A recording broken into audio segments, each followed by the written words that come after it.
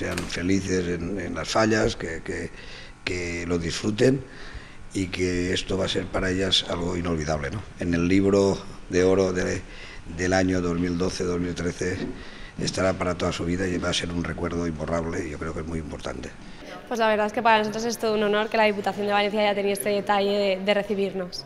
Toda Valencia, todos estamos pues trabajando y luchando por estas fiestas que tienen una tradición inmensa y que tenemos que seguir con ellas, ¿no? Creo que es un año único para todas y disfrutar cada momento, cada acto y divertirnos, que al fin y al cabo es una oportunidad que nos han dado y que hay que aprovechar al máximo.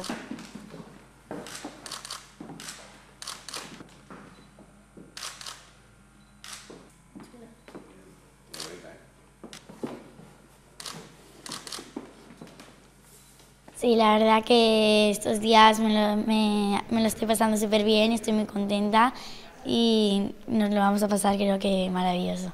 Tengo ganas de que llegue todo, sí, pero tengo muchas ganas de que lleguen las fallas para vivirlo más. Yo creo que van a ser maravillosas y que vamos a representar a Valencia lo mejor posible y eso espero, que pasemos un año inolvidable y nos lo pasemos muy bien.